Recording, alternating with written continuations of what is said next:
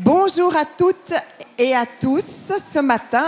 Bienvenue pour la célébration du culte. C'est un moment de fête. Et ce matin, dans la prière, m'est venue l'image, je ne l'ai pas vue, mais j'imagine comment c'était au temps du peuple d'Israël quand il se déplaçait pour aller au temple, se réunir le jour de sabbat. Ça devait faire du bruit dans les ruelles, avec toute la famille qui se déplace, les grandes familles. Et puis, je pense qu'à l'époque, ça devait être anormal de ne pas participer au culte, de ne pas aller à l'église, de ne pas aller au temple. Ça devait être l'exception. Aujourd'hui, c'est un peu le contraire, hein. Discrètement, on vient à l'église.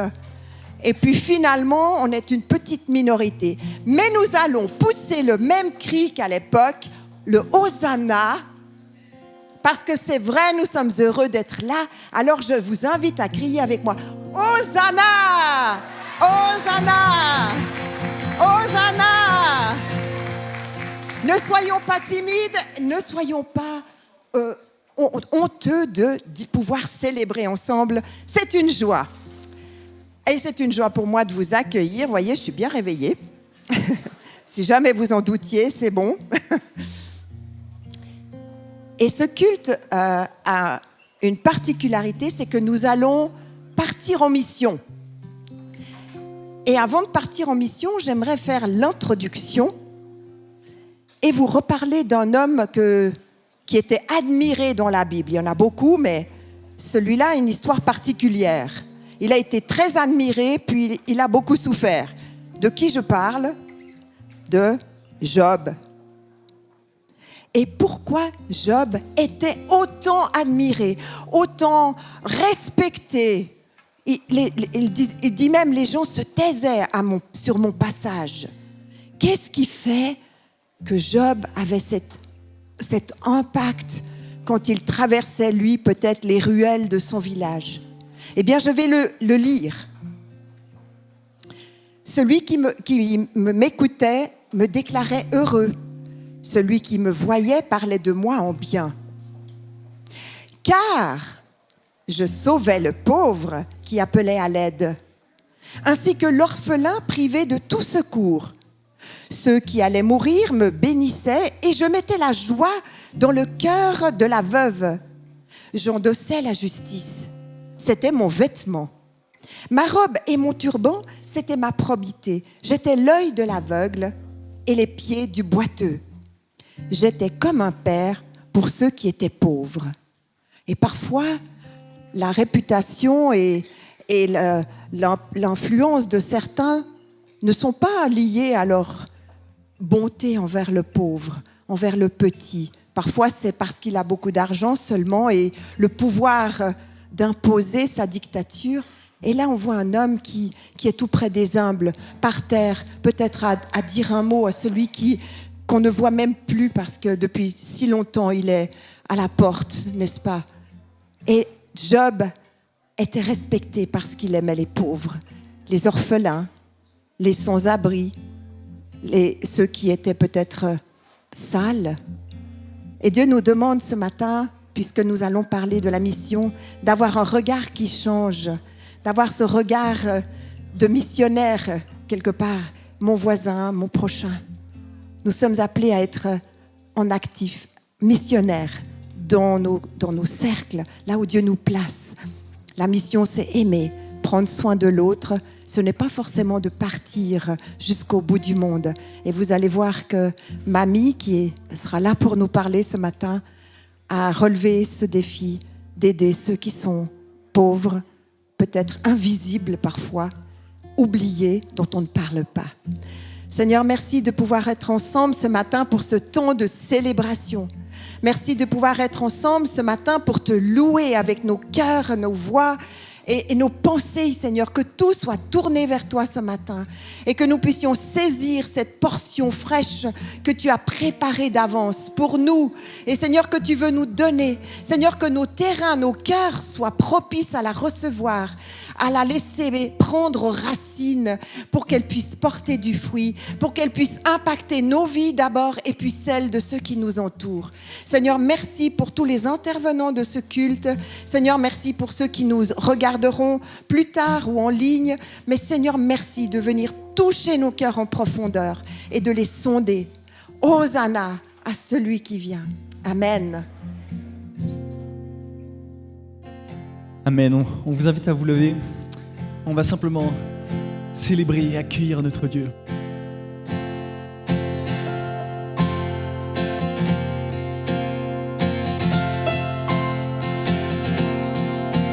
Un chant s'élève, les yeux se tournent vers toi, se tournent vers toi. L'espoir renaît, les cœurs soupirent après toi. Oui, après toi. En te voyant, nous retrouvons la force des vies. Quand nous sommes en ta présence, nos craintes défient. Elle s'enfuit. Hosanna, Hosanna, tu es le roi, le sauveur, à toi la gloire et l'honneur. Hosanna, Hosanna, nous t'accueillons parmi nous. Sois le bienvenu, ô Jésus. Oui, entends Le son des cœurs qui reviennent à toi, reviennent à toi. Dans ton royaume, les vies brisées sont restaurées, sont restaurées. En te voyant, nous retrouvons la force des vies. Quand nous sommes en ta présence, nos craintes fuient, elles s'enfuient. Hosanna,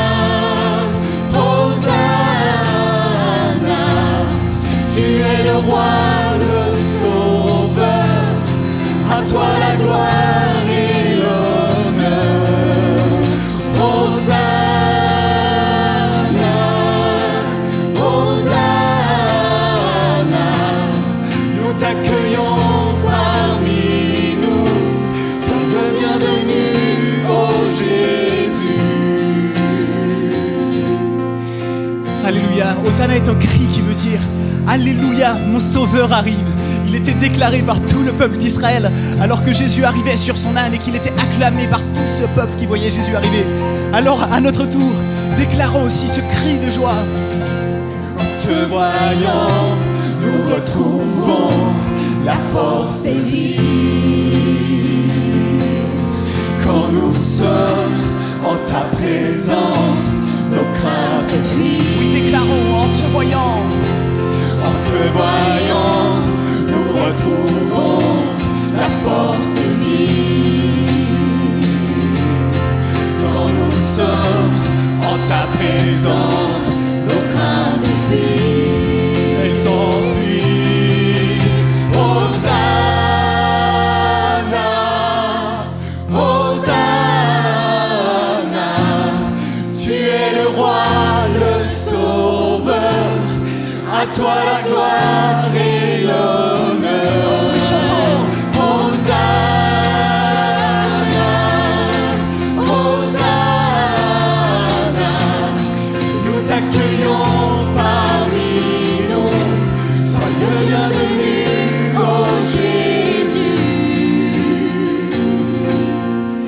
Alléluia. Oui, Seigneur, sois le bienvenu ce matin. Nous t'accueillons, Seigneur. Quelle joie, quel privilège, Seigneur, de pouvoir te chanter simplement, de savoir que tu es là. Prends toute la place dans nos cœurs, dans nos pensées, Seigneur. Nous voulons simplement t'adresser nos louanges, notre adoration.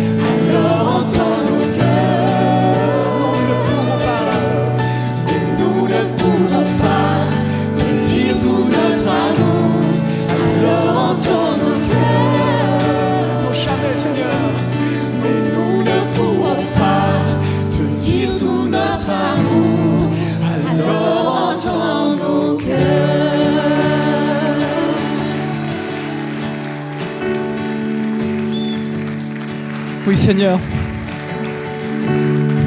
Entends le chant de nos cœurs. Seigneur, nous voulons t'élever. Et plus que des belles paroles, Seigneur. C'est notre cœur qui veut crier à toi, qui veut chanter à toi. Et c'est vrai, peut-être que notre cœur, Seigneur, n'est pas entièrement à toi, ne t'est pas entier, n'est pas... Il y a peut-être des zones qu'on aimerait bien que tu n'entendes pas, Seigneur. Alors ces zones-là, maintenant, on veut te les remettre. Viens sonder nos cœurs, Seigneur. Viens mettre toutes choses en lumière. Pour qu'on se donne entièrement et à nouveau tout à toi. Alléluia. Oui, sonde-moi, oh Dieu.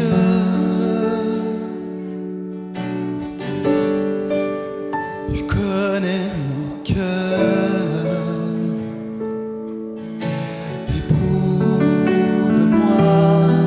Seigneur.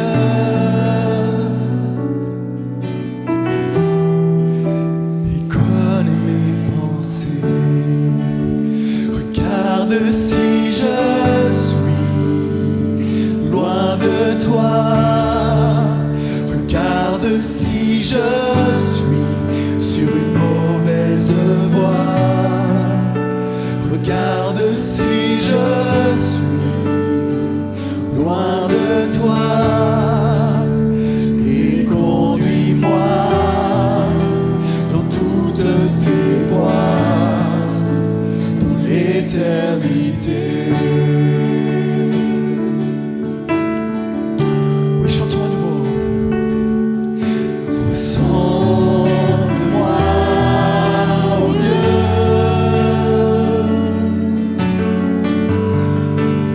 Il connaît mon cœur. Éprouve-moi, Seigneur.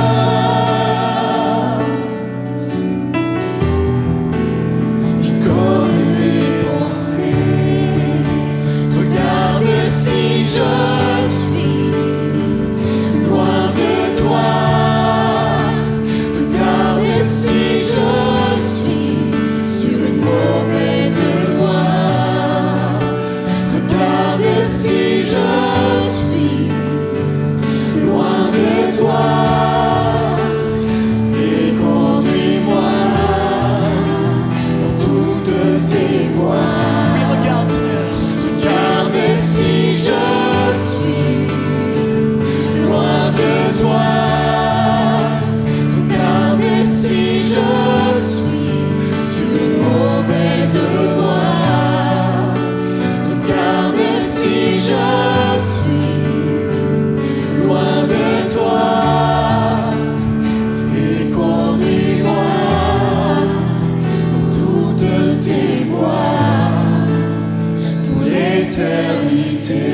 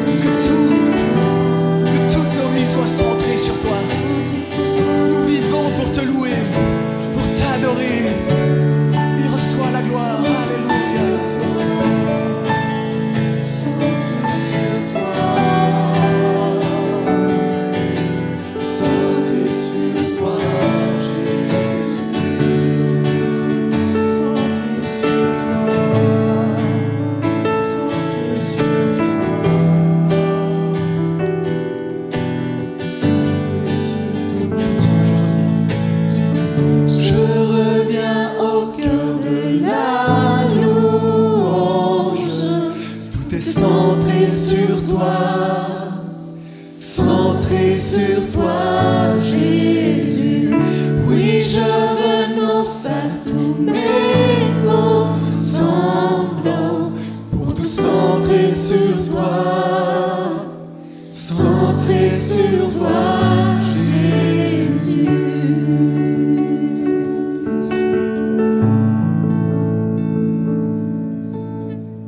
On reste dans la prière, on reste dans ce temps et on dit « Je t'aime, Jésus ». Peut-être que tu n'as pas l'habitude de dire « Je t'aime, Jésus ». Je t'aime, Jésus, je t'aime, Papa, je t'aime, Seigneur. Je t'aime parce que tu m'as aimé le premier. Tu m'as aimé la première, tu m'as aimé alors que je suis indigne. Je t'aime. Restons centrés, c'est vrai, sur lui. Regarde pas à droite, regarde pas à gauche. Regarde pas dans tes manquements. Regarde pas dans ce que tu as fait faux. Regarde à la croix. Il t'aime. Alors dis-lui, je t'aime. Je t'aime, Jésus. Je t'aime, Jésus. Je t'aime, Jésus. Je suis indigne, mais je t'aime. Avec nos faibles mots, avec notre petitesse, on t'aime. Je t'aime. Dites-lui, je t'aime. N'ayez pas peur de dire je t'aime. Le peuple d'Israël criait les Hosanna. Disons ensemble, je t'aime, Jésus. Tu es le centre de ma vie. Je veux vivre pour toi. Que tout soit centré sur toi.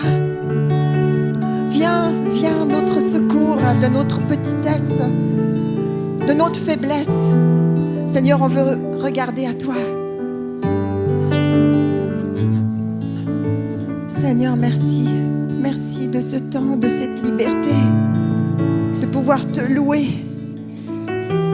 Jésus. Jésus. Jésus. Le Seigneur voudrait t'adresser ce matin. Il te dit, ne commets pas l'irréparable dans ta vie. Ne commets pas l'irréparable dans ta vie. Alors que tu te trouves amputé sur ton chemin, qu'il n'y a plus d'issue, souviens-toi d'une chose. Jésus est le chemin où il n'y a plus de chemin. La vérité ou le mensonge a été placé dans ta vie. Et la vie ou la mort veut frapper. Ce matin, tu dois prendre une décision. Et en plus, dans ce passage, il est dit que nul ne vient au Père que par moi, par Jésus. Tu as certainement manqué d'un Père. Nous avons tous besoin du véritable Père. Celui qui ne va pas te tromper, celui qui t'attend, celui qui t'accueille et celui qui a donné son Fils à la croix, qui a versé son sang pour toi. Rappelle-toi que tout cela n'est pas un concept. Jésus le chemin, ce n'est pas un concept, c'est une personne, c'est Jésus.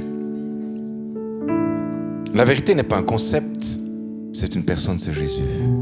Ça ne s'explique pas, ça se rencontre. Et la vie est plus qu'un concept, c'est Jésus.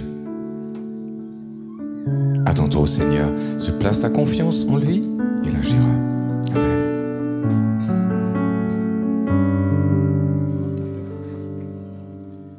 Alors tu reliras Genèse 16 à la maison, mais comme Agar, tu vis l'injustice et tu souffres, tu te plains, car tu souffres, mais l'Éternel veut te rappeler ce matin qu'il voit tes souffrances. Dans Genèse 16, il rappelle qu'il est le Dieu qui voit, et ça c'est très important, c'est un des noms de l'Éternel, c'est le Dieu qui voit. Il voit et il entend ta souffrance. Et ce qu'il te demande, c'est de t'accrocher à Christ, parce que la bénédiction est en Christ. Les circonstances vont changer, même si tu ne le vois pas, même si tu ne le sens pas, mais ta part, c'est vraiment de t'accrocher à Christ. Rappelle-toi, il est le Dieu qui voit.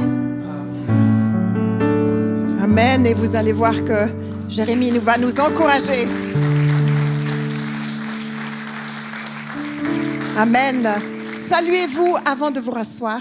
Dites bonjour à quelqu'un autour de vous.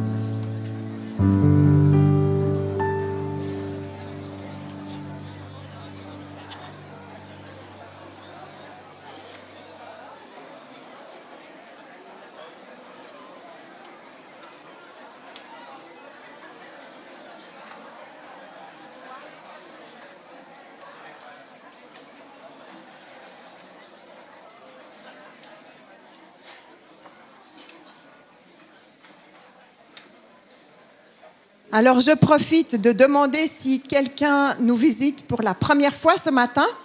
Est-ce qu'on a des visiteurs, des gens de passage? Oui, alors bienvenue. Bienvenue.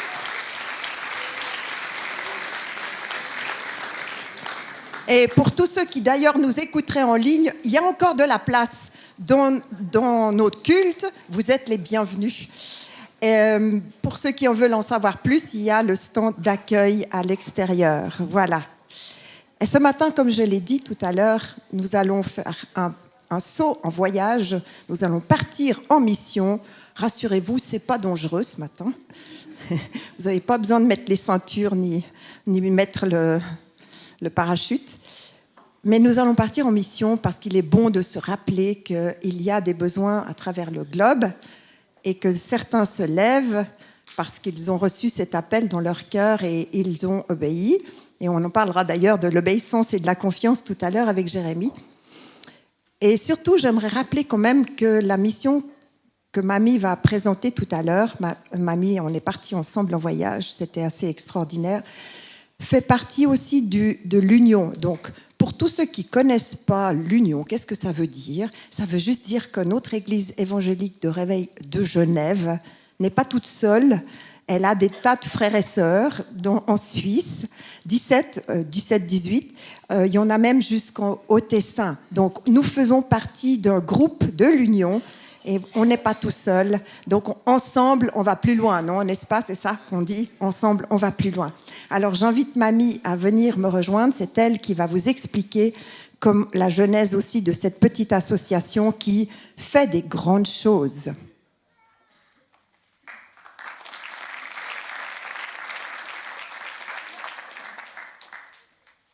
Bonjour tout le monde.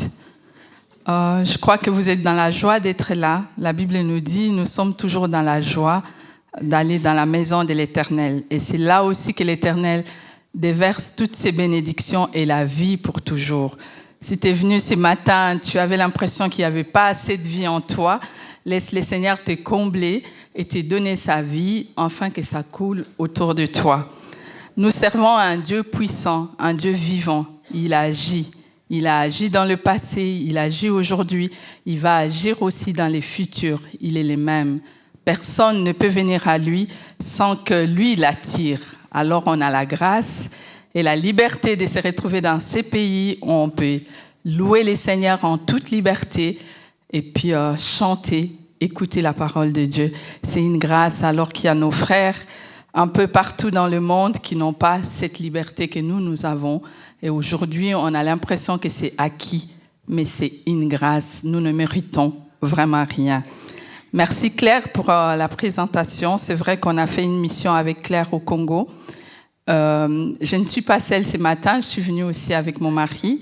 Nous venons de l'église évangélique des Réveils de Bienne. Nous faisons partie de cette union que Claire a mentionnée. Et grâce à cette union, je suis là ce matin et nous pouvons célébrer ces cultes ensemble. On n'est pas seuls. Partout dans le monde, en dehors de notre union, il y a des frères et sœurs qui louent Dieu en même temps que nous. Que le Seigneur soit loué. Merci aussi aux responsables de cette église pour la confiance et puis pour l'invitation. C'est une grâce et un privilège de me tenir devant vous et de parler de l'association Panier d'Amour.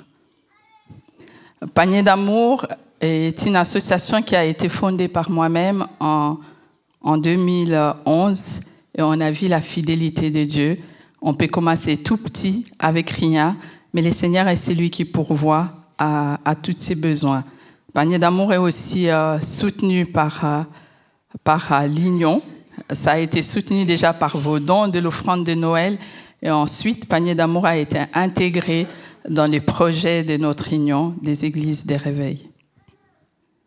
Nous travaillons spécialement au Congo, en Afrique, dans la province de Kwilu et spécialement dans la cité d'Idiofa, et cela depuis 2011, comme je l'ai mentionné.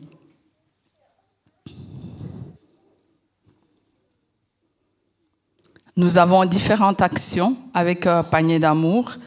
La vision est venue d'une manière un peu spéciale, où le Seigneur m'a montré vraiment quoi faire alors qu'il n'y avait rien tout au début, mais il a été celui qui pourvoit, le Dieu Tout-Puissant. Et la vision, c'était premièrement d'aller dans cette région, de prendre en charge des familles les plus pauvres, parce qu'il n'y a pas l'aide sociale là-bas, il n'y a pas d'organisation dans cette région. Et on a pu sélectionner quelques familles pour donner les biens de première nécessité. Dans l'image, on voit, il y a du sel, les savons, l'huile de palme, farine. C'est des choses qui sont acquises ici, mais là-bas, les gens doivent se battre pour en avoir. Et notre deuxième action, c'était les soutiens scolaires. Il y a les enfants qui traînent dans la rue, les enfants des familles pauvres qui n'avaient pas accès à l'éducation. Et Panier d'amour a pris en charge quelques enfants dans la rue et les accompagne encore jusqu'aujourd'hui. En prenant en charge tous ces enfants-là, on s'est rendu compte qu'ils étaient malades. Ils ne pouvaient pas aller à l'école s'ils étaient malades. Alors, on a intégré aussi l'accès aux soins. Et depuis 2022, Panier d'amour a ouvert un centre de santé qui accueille spécialement les personnes dans le besoin et accompagne les femmes pour accoucher et une bonne prise en charge, accompagnés toujours par nos bénévoles qui sont tous des chrétiens des différentes églises. On a réalisé d'autres actions. Plus on prenait en charge ces familles, on prenait conscience qu'il n'y avait pas que l'alimentation, il y avait le soin, il y avait les logements. Et on avait des demandes de familles que de maisons étaient complètement délabrées.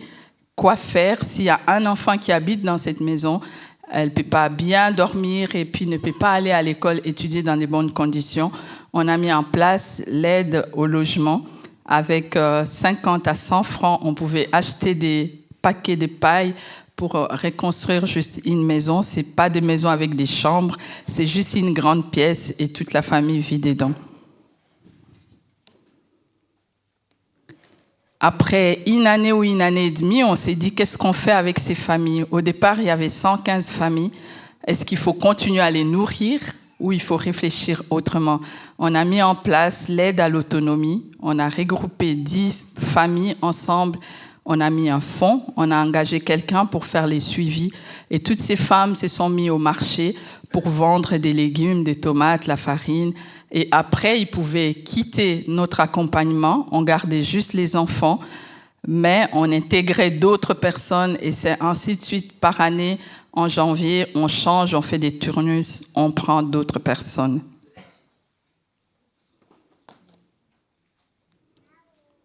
On a poussé aussi nos réflexions un peu plus loin. On a dit comment ceux qui ne bénéficient pas de nos paniers, de notre aide, peuvent aussi avoir l'aide différemment. On a loué quelques hectares de forêt. On a initié quelques femmes, environ 30 familles qui ont travaillé pour cultiver les maniocs, des produits qu'on avait besoin. Et ensuite, on a acheté ces produits-là pour distribuer dans nos paniers. On avait mis juste un fonds qu'on a travaillé dans ces projets-là d'agriculture. Pour Panier d'amour, ce matin, je me suis dit comment raconter une histoire depuis 2011 jusqu'à 2015. On n'aura pas assez de temps. Mais pour vous expliquer tout, j'ai pris une situation d'un enfant qu'on a pris en charge en 2011. Et je vais vous raconter maintenant son histoire. En 2025, qu'est-ce qu'il est devenu, cet enfant. Et ça montre vraiment tout ce qu'on a fait, que ce soit l'aide à l'alimentation, les soins médicaux, la scolarité, l'aide au logement et l'autonomie de cette famille. Et aujourd'hui, on peut parler de l'autonomie de cet enfant qui est devenu un jeune garçon, dont vous allez voir maintenant. Sur cette photo, on voit en 2011 comment on a trouvé cet enfant. Il était en malnutrition, sa couleur de peau avait changé et Panier d'Amour l'a pris en charge déjà avec l'aide alimentaire. On voit en 2025, il est juste à côté, on voit vraiment les miracles et grâce à vos dons, grâce aux prières aussi de l'équipe qui nous soutient ici, on a pu accompagner quelques jeunes. Je suis retournée en 2012, on voit les garçons, il est en pull rouge, déjà sa couleur de peau avait changé. En ce moment-là, on avait pris 25 enfants pour commencer.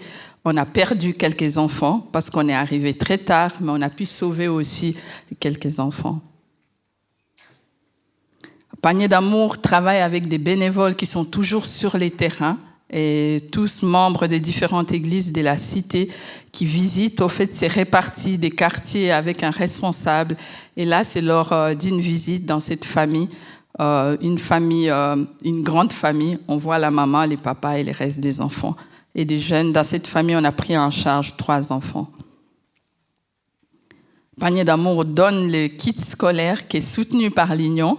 Là, on voit lors d'une distribution à la rentrée scolaire, les enfants reçoivent les chaussures, les tenues pour aller à l'école, un sac rempli de tous les matériels et ils sont accompagnés avec l'aide alimentaire, les soins et l'accompagnement direct de leur famille. C'est des familles qui n'ont pas étudié. Quand on va prendre les enfants pour envoyer à l'école, difficile pour suivre pour les devoirs. On a pu réfléchir pour mettre en place l'aide aux devoirs. Et pendant l'aide aux devoirs, on offrait aussi les repas. C'est là on voit notre jeune qui est en train de partager les repas avant l'aide aux devoirs. Toujours, on voit dans l'image comment il grandit. Ça montre que en 5 ans, on ne peut pas accompagner un enfant. C'est quand même un accompagnement, pas seulement d'un enfant, mais de toute la famille. Aujourd'hui, en 2025, en juillet, fin juillet, on était au Congo avec une équipe. Et notre jeune que je vous ai montré au début a fini sa formation en menuiserie. Panier d'Amour a mis en place l'atelier de menuiserie et puis un autre atelier de couture aussi. Pour placer nos jeunes, après 12 ans d'accompagnement ou 13 ans, on ne peut pas les laisser dans la rue. Il n'y a pas d'entreprise là-bas. Il faut créer l'emploi pour eux. Et ces jeunes travaillent maintenant pour la fabrication des portes, des chaises, des tables, de tout ce qui est lié à la menuiserie. Et les produits est vendu. Il obtient un salaire avec ses amis et les formateurs. Ainsi de suite, on va intégrer les autres jeunes qui vont finir leur apprentissage. Panier d'Amour a travaillé longtemps et puis cette année, on est allé avec des médecins, 7 spécialistes de la médecine. Il y avait un gynécologue, un ophtalmologue, chirurgien et dentiste. Je me suis rendu compte que c'était la première fois dans cette région que les gens voyaient vraiment un gynécologue et ces spécialistes n'existaient pas. Là-bas, c'est des généralistes qui font tout. Et il y a beaucoup de dégâts parce qu'ils ne sont pas vraiment formés. Là aussi, on a réalisé que quelqu'un devenait aveugle juste à cause des cataractes, alors qu'on pouvait l'opérer moyennant $100 et les gens devenaient des aveugles. Et pour la première fois, j'ai vu aussi un aveugle retrouver la vue. Et ça, grâce aussi aux dons qu'on a reçus ici, mais il y avait tellement de besoins. On était juste une semaine.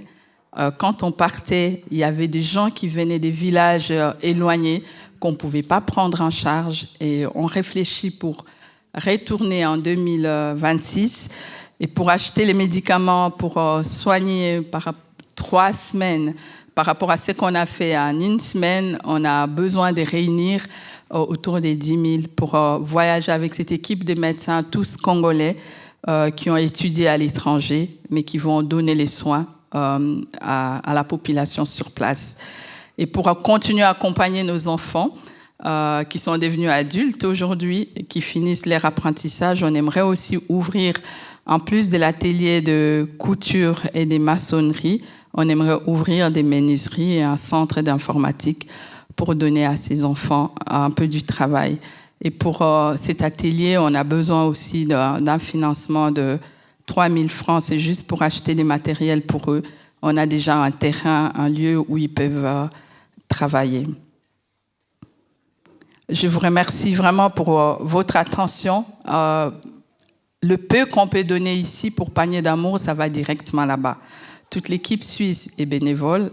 Au Congo non plus, on n'a pas de salariés. On encourage juste nos bénévoles pour qu'il n'y ait pas de détournement d'argent. On a une très bonne équipe et après 15 ans, on voit qu'il y a des résultats. Et ces jeunes, on ne peut pas les laisser comme ça.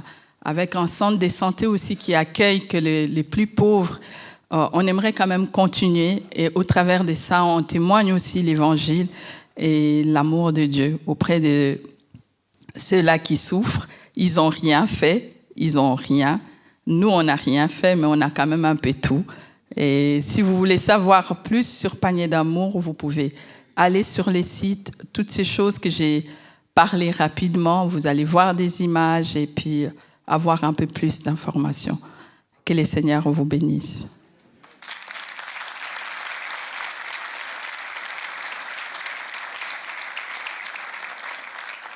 Merci beaucoup, Mamie, pour cette présentation. Est-ce que Pierre, tu es par là? Pierre, oui, viens, Pierre, au froid de gêner, là, viens seulement, on va prier pour vous. Est-ce que l'Assemblée peut se lever peut-être pour honorer cette mission? Te bénissons, Seigneur. Nous savons que ça paraît une goutte dans la mer, mais sans goutte, la mer ne serait pas. Et nous te bénissons, Seigneur, parce que tu as placé une foi vivante en eux, et nous les bénissons dans le nom de Jésus. Seigneur, tu as placé la vision du royaume de Dieu, c'est-à-dire de venir comme tu es venu pour nous. Pas pour les forts, pas pour ceux qui se sentent en santé, mais pour ceux qui sont dans le besoin. C'est l'évangile. Et nous te bénissons, Seigneur, parce que ce couple s'est levé, nous les bénissons dans le nom de Jésus. Toutes les entreprises que tu as mis aussi dans leur cœur, on voit qu'il y a de l'intelligence, de la stratégie, une écoute de ta voix. Et tu leur donnes les moyens, Père. Te prions de pourvoir, et nous sommes honorés de pouvoir les bénir, qu'ils soient envoyés au nom du Seigneur dans cette mission et cette moisson, dans le nom de Jésus. Amen. Vous pouvez prendre place, merci. Bravo, merci infiniment.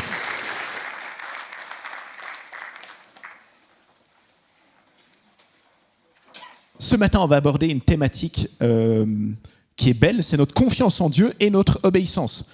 Pour commencer cette prédication, je vais raconter une histoire fictive. Peut-être que tu vas te retrouver dedans, peut-être que tu vas voir un de tes amis, un membre de ta famille au travers de cette histoire, ou peut-être même un voisin ou une voisine.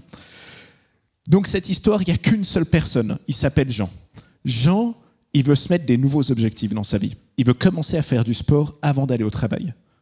Jean, il est super motivé, il dit à tout le monde « Ok, demain matin, je commence, je me mets au sport, je me lève à 6 heures. » Jean, à 6 heures, il est debout, il se lève, il s'assied sur son canapé, et là, il met ses chaussures, ses baskets, et il se dit « Je vais réfléchir 2 minutes. » Il se réveille 2 heures après, et il arrive en retard à son travail. Ok, peut-être ça t'est arrivé ou tu as vu tes enfants le faire, un ami, une amie qui le faisait. On a tous des objectifs qu'on veut mettre dans notre vie. On a tous un programme qu'on veut des fois changer nos habitudes et mettre quelque chose de nouveau dedans. Peut-être que ça a été plus de temps dans la prière en tant que chrétien, en tant que chrétienne, plus de temps à lire la Bible, à peut-être lire des livres qui nous intéressaient sur la foi chrétienne. Peut-être que c'était davantage avoir d'attention auprès de ta conjointe, de ton conjoint, ou même, ok, je vais avoir 1 semaine de plus à la fin de l'année, je vais travailler tous les jours 30 minutes pour avoir mes 42 heures supplémentaires. Ce matin, on va parler de comment est-ce que mes objectifs, des fois, le point d'après, c'est comment réussir à mettre les bonnes priorités dans notre vie pour qu'on puisse accomplir les objectifs qu'on a mis. Ce matin, c'est une prédication qui ne va pas aborder le sujet de à quel point les plans, d'être structurés, d'avoir un plan pour accomplir les plans de Dieu sont importants dans notre vie. On ne va non plus pas aborder le sujet de l'importance de la discipline dans notre travail pour voir le plan de Dieu s'accomplir. On ne va pas aussi aborder le sujet de l'importance d'avoir et de demander des conseils aux personnes expérimentées, des pasteurs, des responsables d'église, pour rentrer dans les plans de Dieu. On n'aura pas le temps pour aborder ces 3 points. Mais on va aborder notre relation à Dieu. Le texte qu'on va lire juste après, en fait, il se passe en 2 époques importantes pour le peuple juif.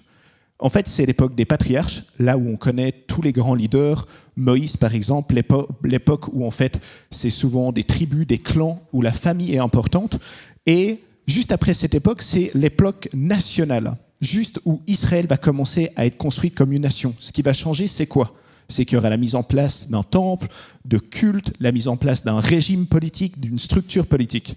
Et le texte qu'on va lire ce matin, et tu peux sortir ta Bible, papier, sur le Natel, au livre des Nombres, chapitre 13, versets 1 à 3, on lira, et après on sautera du verset 25 à 33.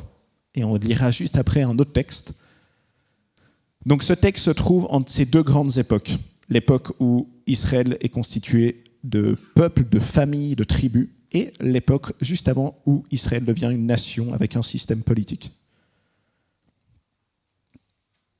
Livre des Nombres, chapitre 13, versets 1 à 3, et ensuite versets 25 à 33. L'Éternel dit à Moïse, « On voit des hommes explorer le pays de Canaan, que je donne aux Israélites. Tu enverras un homme issu de chacune des tribus de leurs ancêtres. Ils seront choisis parmi leurs princes. » Moïse envoya ces hommes du désert de Paran, d'après l'ordre de l'Éternel. Ils étaient tous chefs des Israélites. Ils furent de retour de l'exploration du pays au bout de 40 jours. À leur arrivée, ils se rendirent auprès de Moïse et d'Aaron et de toute l'assemblée des Israélites à Kadès dans le désert de Paran. Ils leur firent un rapport, ainsi qu'à toute l'assemblée. Ils leur montrèrent les fruits du pays. Voici ce qu'ils racontèrent à Moïse. Nous sommes allés dans le pays où tu nous as envoyés. C'est vraiment un pays où coule le lait et le miel. Et voici les fruits. Et ils leur montrent les fruits. Mais le peuple qui habite ce pays est puissant. Les villes sont fortifiées, très grandes. Nous y avons vu des descendants d'Anak. Les Amalécites habitent la région du sud. Les Hittites, les Jébusiens, les Amoréens habitent la montagne. Et les Cananéens habitent au bord de la mer Méditerranée et le long du Jourdain. Caleb fit taire le peuple qui murmurait contre Moïse. Il dit, « Montons, emparons-nous du pays.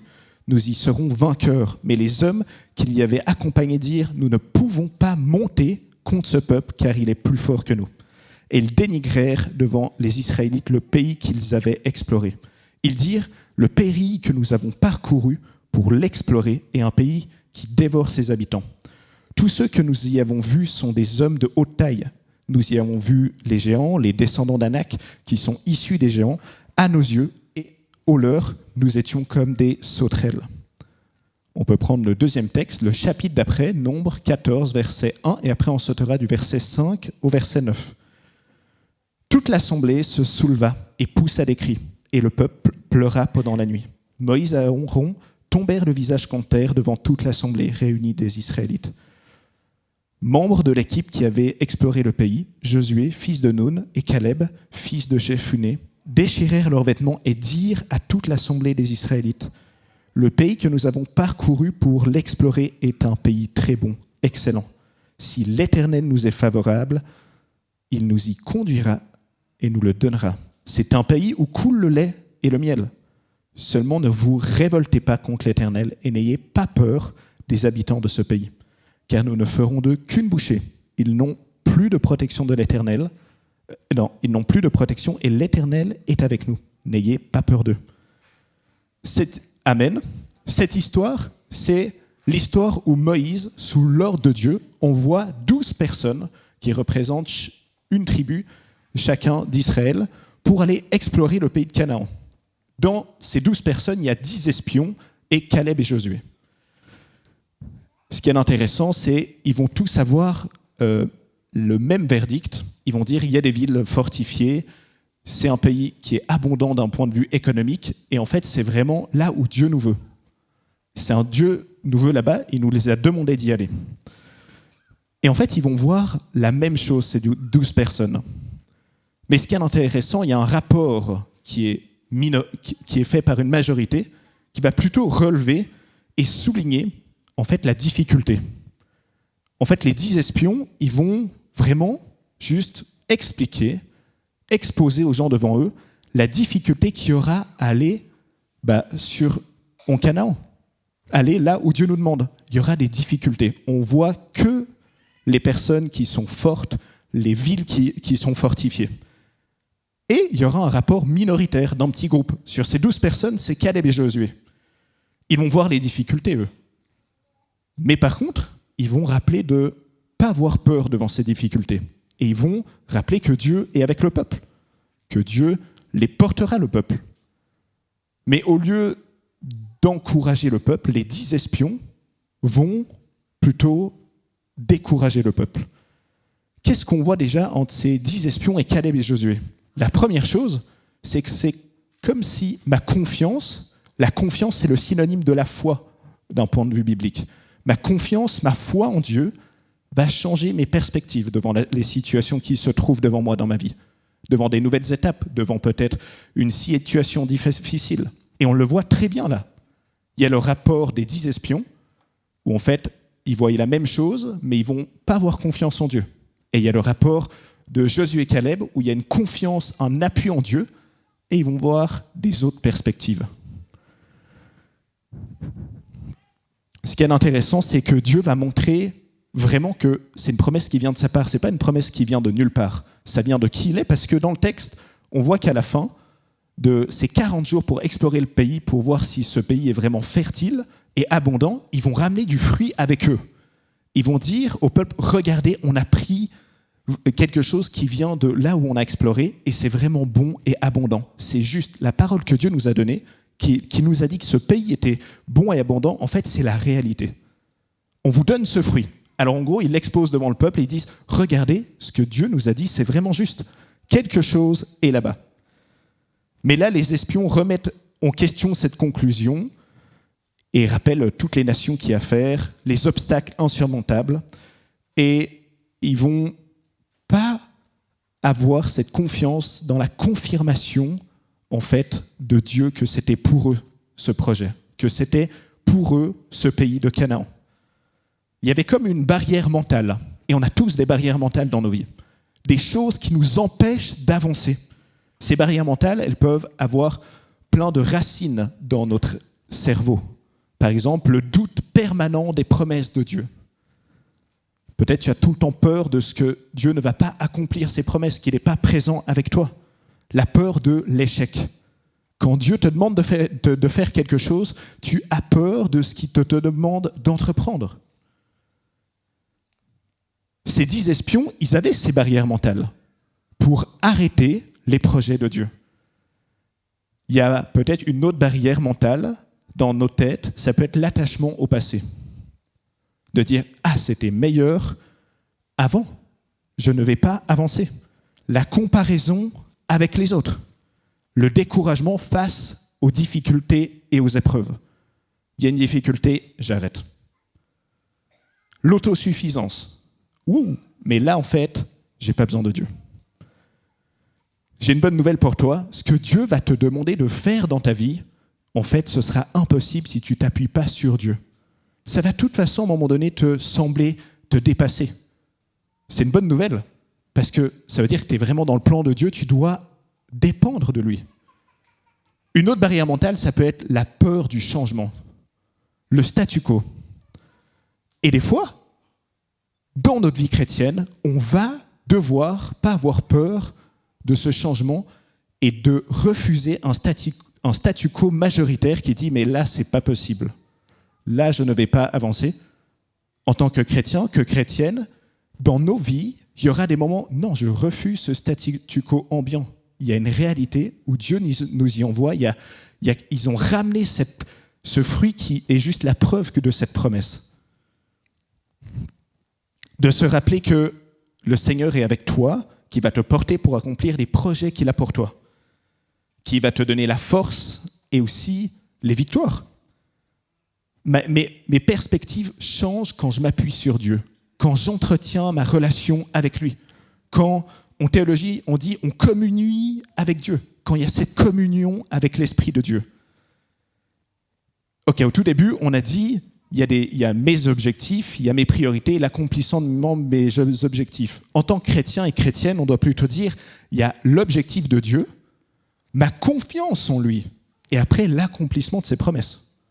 Et ça va dépendre de ma confiance, de mon attachement à Dieu.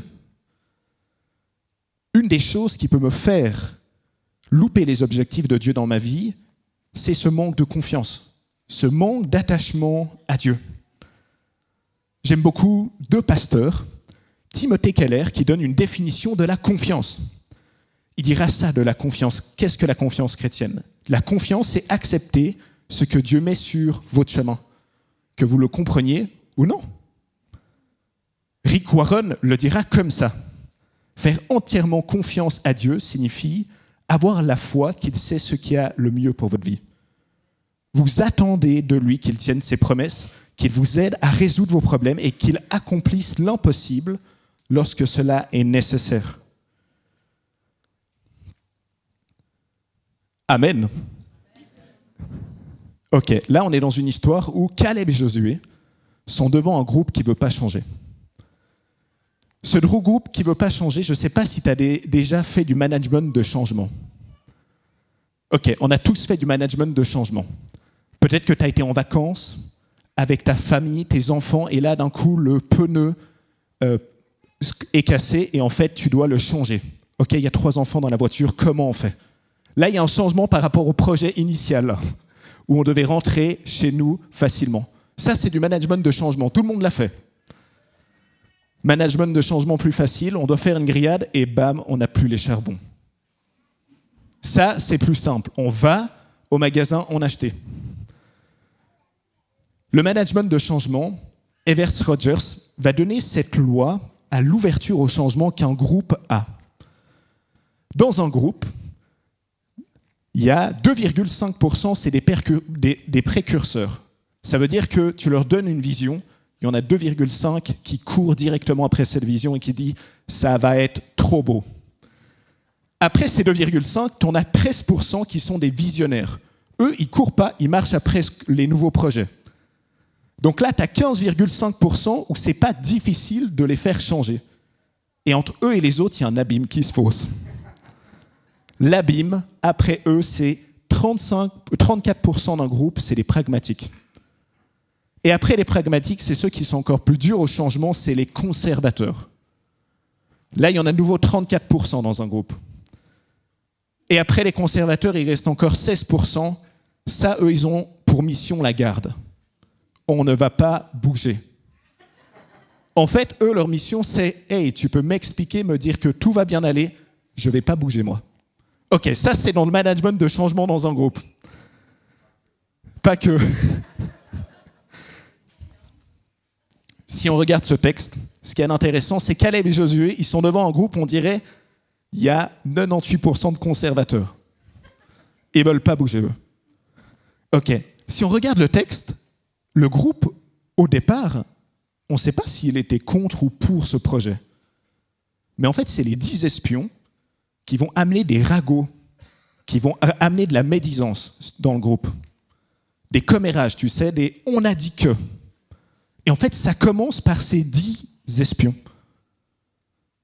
Ça commence par ces 10 personnes qui n'ont pas voulu faire confiance à Dieu et à ce qu'il a dit. Et les conséquences de ça, c'est que tout le groupe va suggérer d'abandonner. Et en fait, ils ne le savent pas, mais indirectement, c'est rejeter la rédemption de Dieu.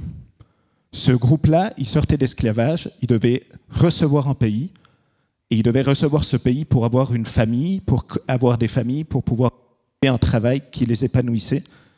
Et en fait, ils rejettent la rédemption de Dieu.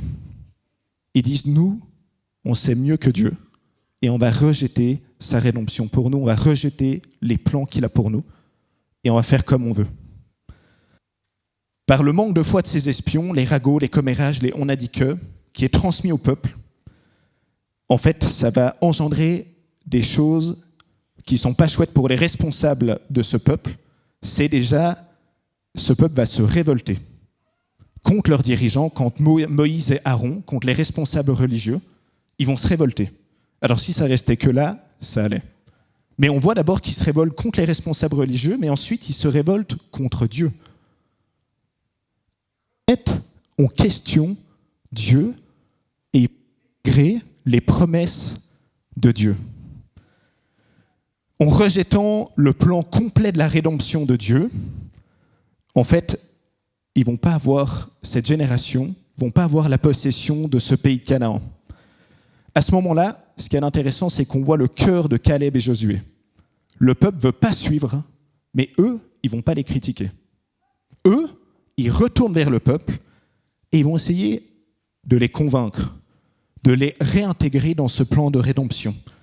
Ils vont aller vers eux et leur dire « Hey, faites confiance dans l'action de Dieu, dans ce qu'il a promis, faites confiance dans la présence de Dieu dans votre vie. » C'est perdu, les ragots, on a dit que les 10 espions ont gagné la mentalité de tout ce groupe. Et de juste se rappeler, tout ce groupe vont se rappeler des villes fortifiées, des remparts, des impossibilités, de ces barrières mentales. Alors que Dieu avait un plan d'amour pour ce peuple, un plan de construction identitaire pour chacune de ces personnes, un plan de restauration pour ces personnes, un plan de rédemption, ce peuple va dire non. Et ce qu'on voit, c'est que le manque de confiance en Dieu provoque toutes ces choses-là. Le désespoir. Le peuple va rentrer dans un désespoir, ils vont vouloir retourner en arrière par rapport à là où ils étaient. Ils vont rentrer en révolte contre leurs responsables, ils vont dénigrer les promesses de Dieu et l'héritage de Dieu pour eux. Mais ce qu'il y a d'impressionnant, c'est qu'ils vont accepter l'esclavage. Ils vont refuser la liberté que Dieu a pour eux. Ils vont accepter l'esclavage de leur faute, l'esclavage, la lourdeur de ce qui faisait leur état en Égypte, et ils vont le réaccepter contre la liberté. Ça, c'est vraiment impressionnant. Tu te demandes, c'est un paradoxe. Et là, dans ce récit, dans ce qu'on a lu, on voit 2 foi distinctes. On voit la foi des 10 espions, qui est basée sur le doute de la présence de Dieu, le doute de l'amour de Dieu, le désespoir, le retour en arrière, la révolte. Les conséquences, ça va être la fuite, le rejet des promesses de Dieu. Et on voit la foi de Caleb et Josué, qui est basée sur la conscience que Dieu est présent, qui est basée sur l'amour inconditionnel de Dieu, sur la protection divine, sur la provision de Dieu au bon moment, la confiance en Dieu. Et l'acceptation d'obéir à tout ce que Dieu va leur dire. La conséquence de cette foi, ça va être la réalisation du plan de Dieu, la provision de Dieu au bon moment et l'aide de Dieu. Et la question que j'ai pour nous, en tant qu'Église, pour toi, c'est en fait, quelle foi tu as envie de vivre dans ta vie, quelle foi tu as envie de construire dans ta vie? Est-ce que c'est l'éloignement de Dieu ou est-ce que c'est cet attachement, cette confiance avec Dieu? Et ce texte, c'est très clair là-dedans. L'erreur d'Israël, c'est en fait d'avoir cru qu'il y avait un plus grand bonheur de ne pas rentrer dans le plan de rédemption. Il y avait un plus grand plaisir pour eux de dire non à Dieu, d'accepter l'esclavage, alors qu'en fait, d'accomplir les promesses de Dieu, d'accomplir le plan de Dieu, ça les aurait réellement libérés de leur état. En tant que chrétien, que chrétienne en 2025, c'est se rappeler ce qu'il y a dans la Bible, les commandements, les préceptes de Dieu pour notre vie. En fait, c'est réellement le bonheur. Ce n'est pas les fausses promesses. Le réel bonheur, c'est d'accomplir la volonté de Dieu sur cette terre, dans ma vie, au niveau moral. Ok, ça c'était le bad point de ma prédication. T'en fais pas, le prochain, c'est comment améliorer ma confiance en Dieu. Tu peux passer à l'autre? Trop bien. Ok, on a vu ce que le manque de confiance en Dieu pouvait procurer, et maintenant on va voir comment améliorer ma confiance en Dieu. Une des choses que ce texte nous apprend, en fait, c'est que là où était Israël, devant le pays de Canaan, il ne réalisait pas que c'était déjà l'accomplissement d'une promesse faite aux générations passées. En fait, là où ils étaient, la liberté qu'ils avaient gagnée, c'était dû à la fidélité, à l'action de Dieu. Mais oui, ils l'avaient complètement oublié. Ils avaient oublié le Dieu de l'Exode qui les avait fait sortir d'Égypte. Et en fait, l'état où ils étaient actuellement, c'était grâce à l'action de Dieu passée. Et ils avaient complètement oublié ça devant la difficulté présente.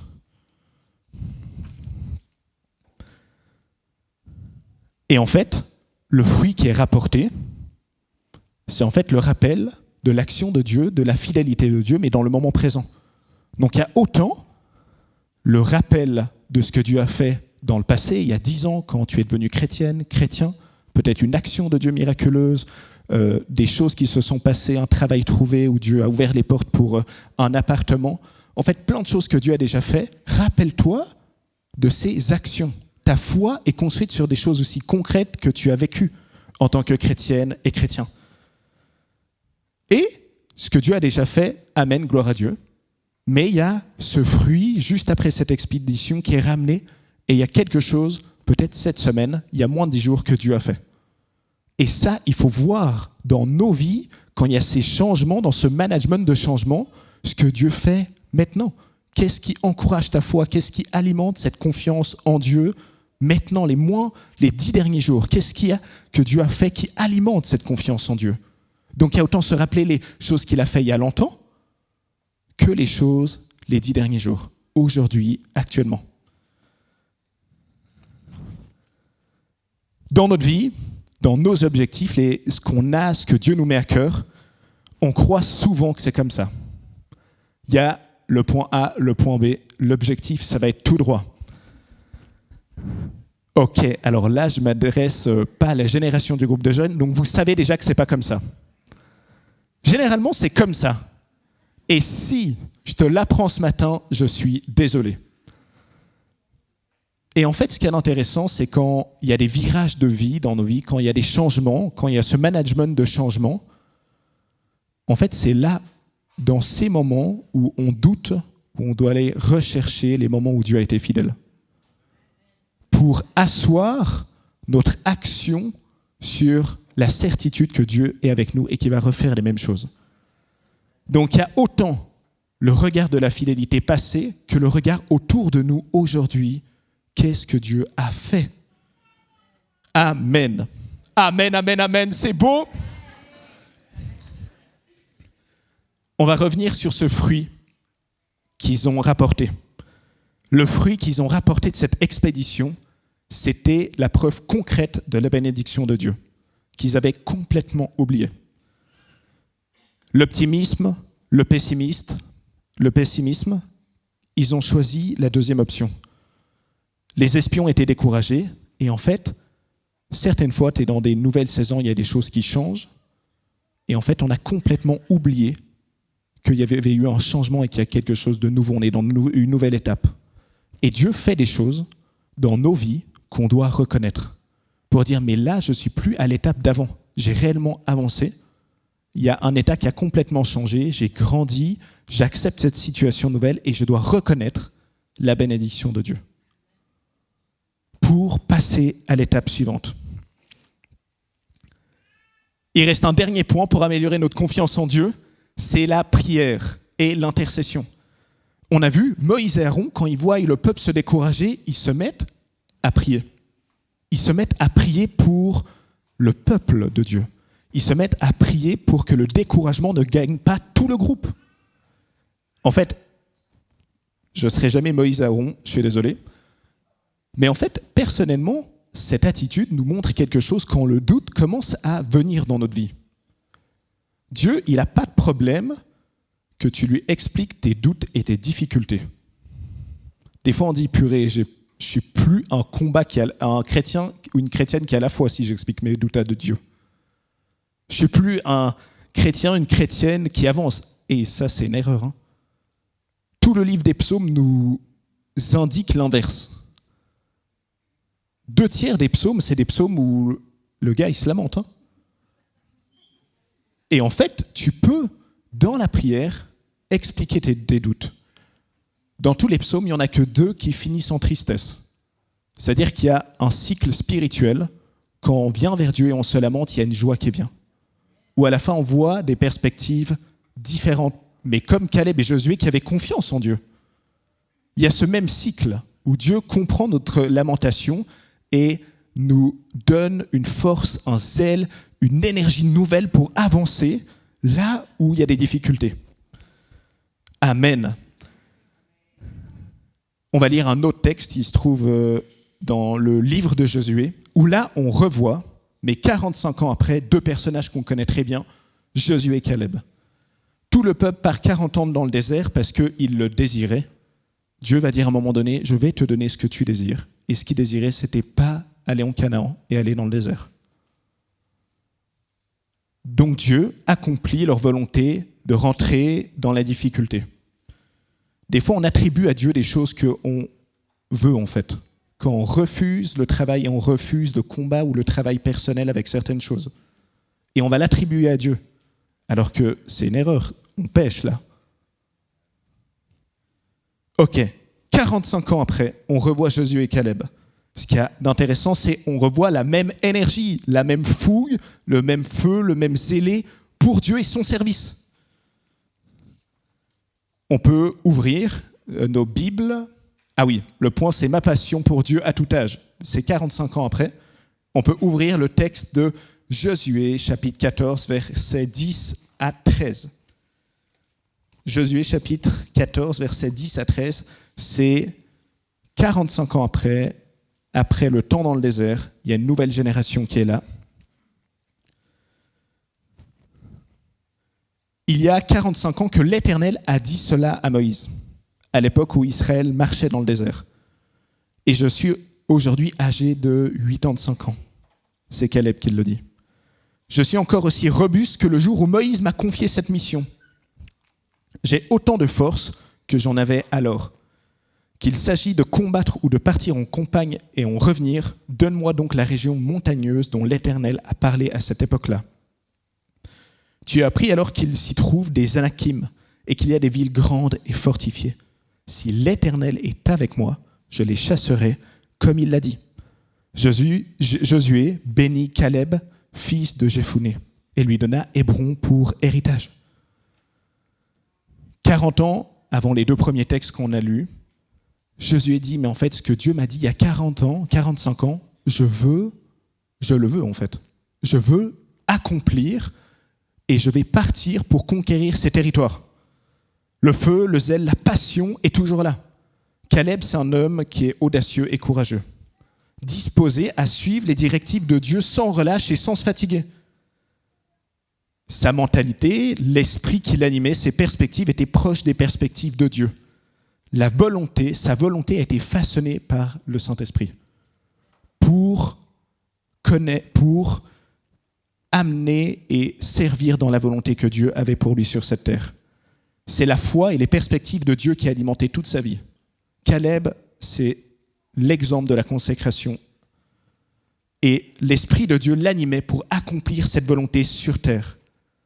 Aujourd'hui, dans son Église, dans notre service, à l'accueil, dans l'évangélisation, à la technique, dans nos familles avec des choses que Dieu nous met à cœur, dans notre travail, des projets qu'il nous met à cœur pour témoigner de qui il est, il y a des choses où l'Esprit de Dieu, on doit être passionné et comme Caleb, travailler sans relâche pour que sa volonté s'accomplisse. 10 versets après Josué chapitre 14 au verset 24, il y a Dieu qui va donner un verdict sur l'attitude de Caleb. Il va dire ça, il va dire, rendre témoignage de Caleb, il va dire, il m'a suivi pleinement. Cette personne m'a suivi pleinement. Il était complet.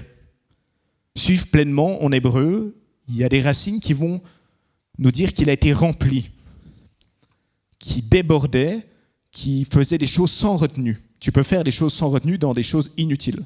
Tu peux faire des choses sans retenue dans des choses qui n'est pas bonnes pour les gens qui t'entourent. Tu peux faire des choses sans retenue pour des choses très bonnes, pour Dieu, pour le glorifier. Caleb, lui, il a fait des choses sans retenue complètement pour Dieu. Et en fait, c'est ça qui a complètement rempli sa volonté, c'était la volonté de Dieu, par l'Esprit de Dieu. On voit un cycle dans la vie de Caleb, c'est celui d'être rempli de l'Esprit de Dieu, de faire confiance en Dieu encore davantage, qui change ses perspectives et qui l'aura encore plus consacré pour la mission que Dieu l'appelle à faire sur terre. Et il y a être rempli de l'Esprit de Dieu, il y a ses perspectives qui changent et après il y a une fougue, un zèle, une passion pour ce que Dieu lui demande de faire auprès de son peuple. Aujourd'hui, en 2025, pour son Église, qu'est-ce que Dieu te demande de faire dans son Église? Pour le faire sans retenue comme Caleb. Et comment est-ce que c'est possible de ne pas louper les objectifs de Dieu? Le but de cette histoire, c'est de lui faire confiance. Et l'Esprit de Dieu nous aide là-dedans.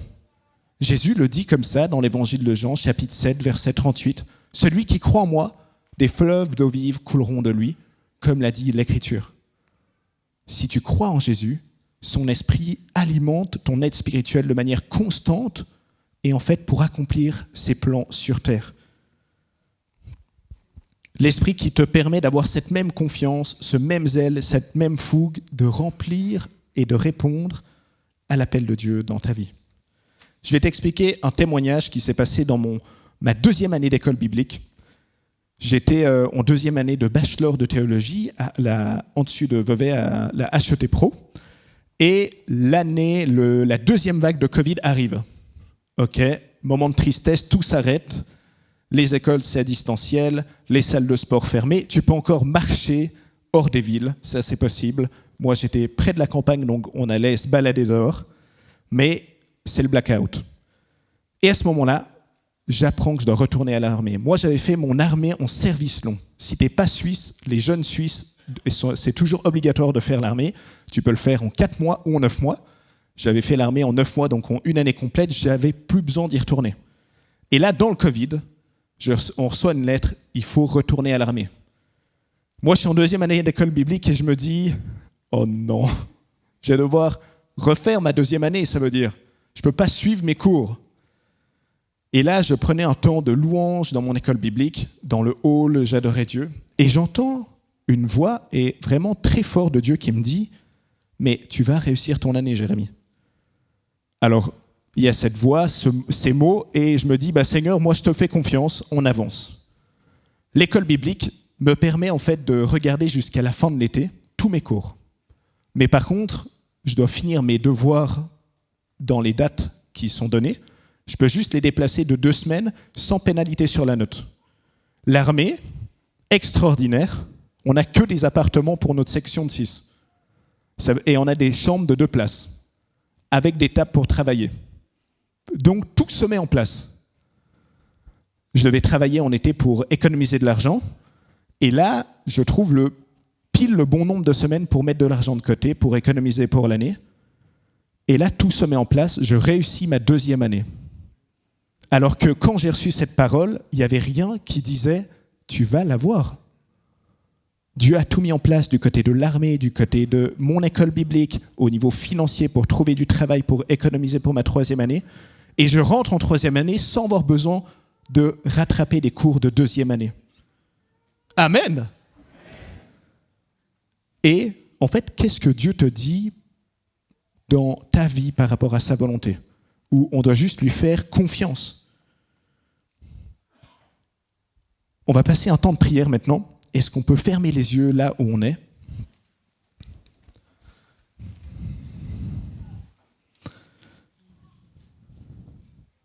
Et réfléchir à la prédication.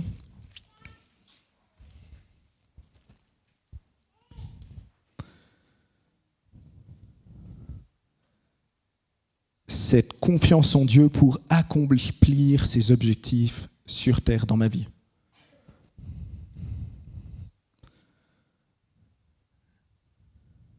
Et ça va être l'appel de ce matin. Est-ce que tu veux revenir vers Dieu et lui dire « Mais Seigneur, je veux te faire plus confiance pour accomplir les objectifs que tu as dans ma vie. » Et je veux te demander pardon si j'ai dénigré tes promesses, si j'ai amené des commérages, des « on a dit que » aussi dans ton église, de manière consciente ou inconsciente. Et je veux arrêter de le faire.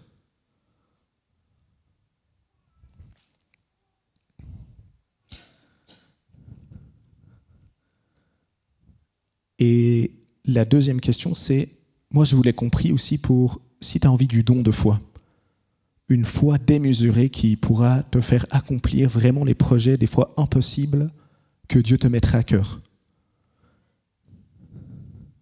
Pour ces 2 questions, lève juste ta main là où tu es, je vais prier pour toi après.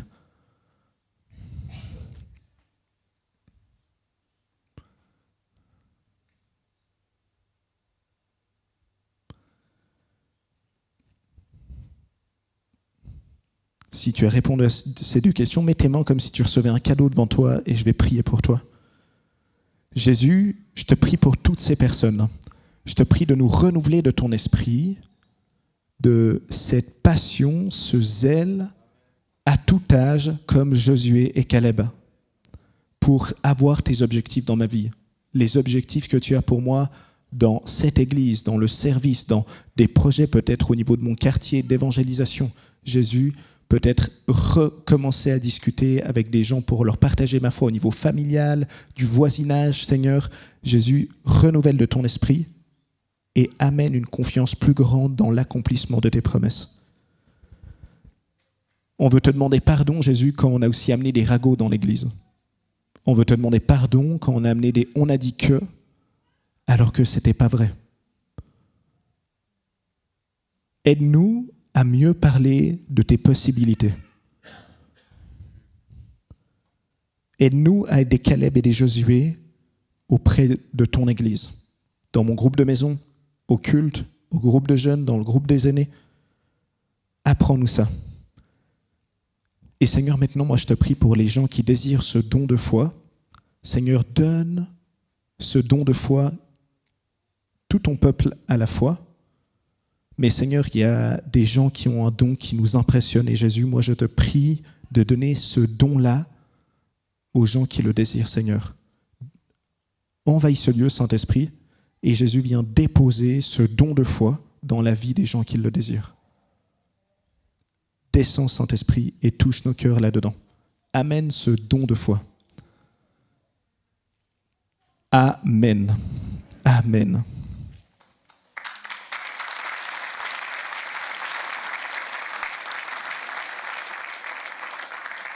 Merci Jérémie pour cette première. Bravo!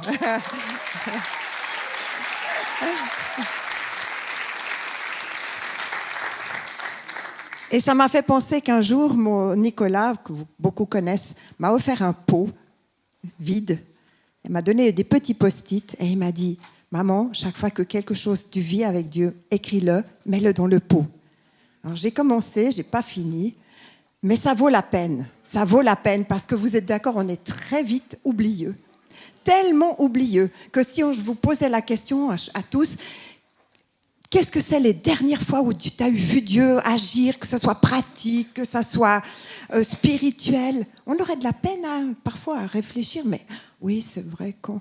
Alors écrivez-le, mettez-le dans un pot, et puis si vous avez un peu envie de vous rappeler, vous sortez les petits papiers du pot, et vous vous dites, mais oui, Dieu est fidèle, mais oui, Dieu agit, mais oui, Dieu me dépasse.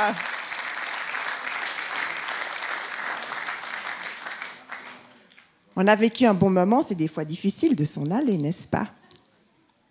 Mais saluez-vous les uns les autres, encouragez-vous les uns les autres aussi longtemps qu'on peut dire aujourd'hui, dans Hébreu, afin que le péché qui nous cerne si facilement ne vienne pas nous séduire.